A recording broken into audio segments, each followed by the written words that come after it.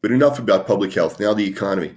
So China is the world's largest oil importer, but because of coronavirus, China's oil demand has dropped significantly, and this has actually impacted world oil prices. Global oil prices are now at a one-year low.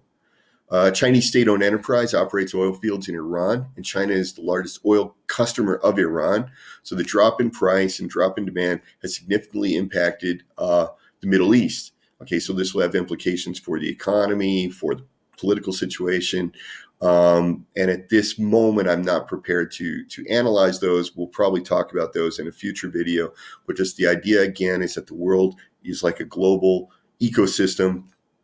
And China, using less oil, now has implications for the Middle East and will impact their economies and their political situation. Africa is feeling the effects. Thousands of Chinese workers returned to Africa last week after the New Year holiday ended. A lot of the global health analysts and organizations were recommending that China tell the workers not to go back to work in Africa, but of course, steps were not taken. They returned to Africa. And the problem is that African governments, World Health Organizations, Center for Infectious Disease, all these types of organizations are saying that Africa is not prepared to deal with a coronavirus outbreak. If this outbreak happens in Africa, if some of those returning workers have brought the disease into those countries, it's going to be catastrophic. They don't have the tools, they don't have the medical staff, they don't have the training, they don't have the equipment, they don't have the drugs. It's going to be terrible. Meanwhile, although the Chinese workers have returned to Africa, demand for the African exports has dropped off significantly because largely Africa is exporting raw materials which China uses in its manufacturing. Since manufacturing in China is on hold, this also decreases the demand for raw materials. So the African economies are now also going to take a major hit. Normally, when I talk about Africa and China, which I do in all three of my books, by the way, but when I talk about Africa and China, generally I'm talking about the Belt and Road Initiative, and words like debt crisis and debt slavery come up quite a lot. Even if we leave that discussion aside for the moment, what we do have is a situation where Africa has allowed China to become their number one trading partner. And they're very much dependent on the Chinese economy. And if you look at microeconomics, if you look at sales, if you've ever worked in sales, your boss will tell you don't ever let 20, 30, 40% of your income come from a single client, because if anything happens to that client, it's going to decimate your business. And that's what's happened now. So Africa is very much dependent on China. For most of the countries that trade with Africa, or for many of them, China is their largest trading partner. And now their largest trading partner is sick, is having difficulties. This is now being transported to the African economies, which are now suffering. The coronavirus had a heavy impact on car dealers in China. China Automobile Dealers Association predicted that China's car sales would fall 50 to 80% this month compared to 2019.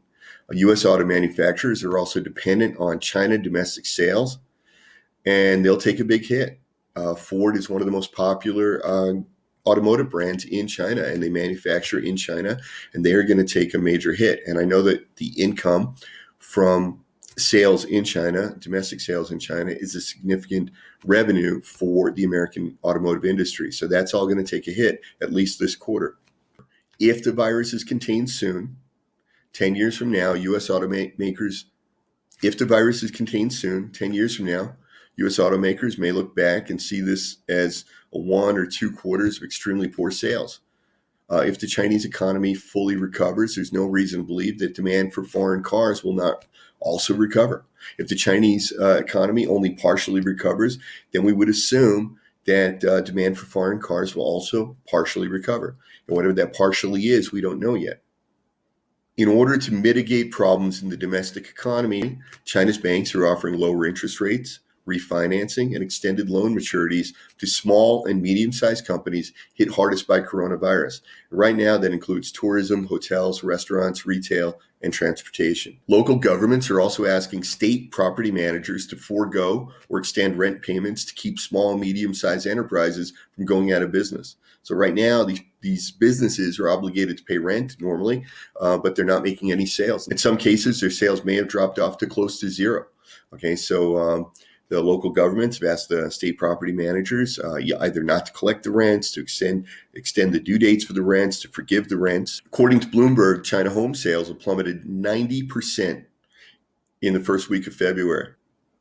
While this is shocking, and while real estate does comprise a tremendous amount of China's GDP, this would be an example of something that will probably rebound reasonably quickly after the coronavirus is contained, assuming the general economy recovers. And very much like the demand for autos, I would imagine that demand in the real estate market and prices in the real estate market will match the general recovery in the economy. If the economy recovers 80%, if the economy recovers 90%, if it recovers 70%, we'll see similar improvements in the demand for real estate and for cars. Remember, too, that with investing, there's a lot of emotion that plays a role, and it's not necessarily dependent on the underlying economic fundamentals of the investment. So remember that people in Asia, particularly in China, tend to feel that real estate is a very safe investment, and when things get really bad, they will generally invest more heavily in real estate and less in other types of investments.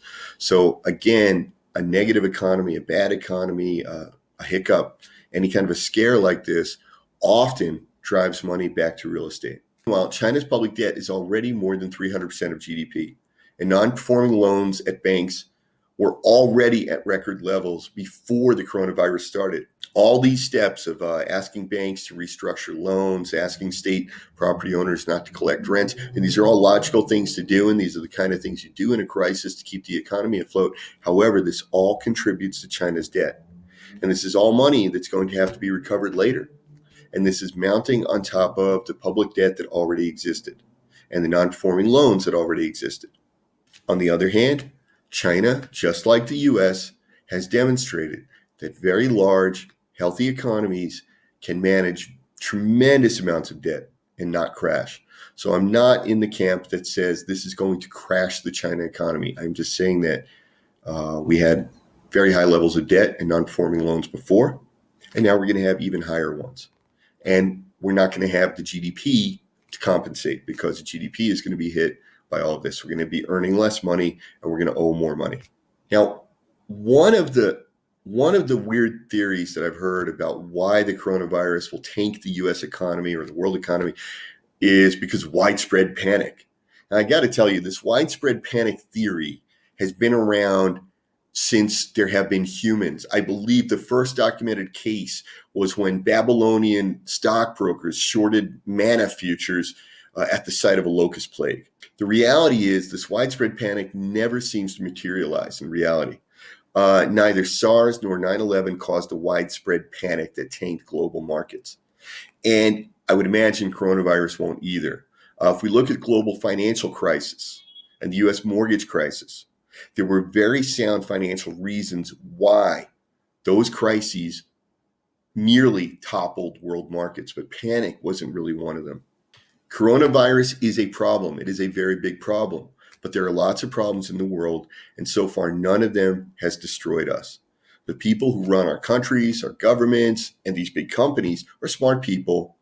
They've been confronted with other problems before, they found solutions, and they'll find a way to deal with this one as well. We're human beings, we're resilient. So will coronavirus topple the US economy? So you'll see reports that include figures on how much U.S. manufacturing is done in China, how many sales are done, and quantifying the total trade the U.S. does with China, and then saying, oh, if this goes away, then the U.S. economy will crash. Well, the reality is U.S. manufacturing is not dependent on China. If you remember, before 9/11, I was working on Wall Street and I was overseeing portfolio managers.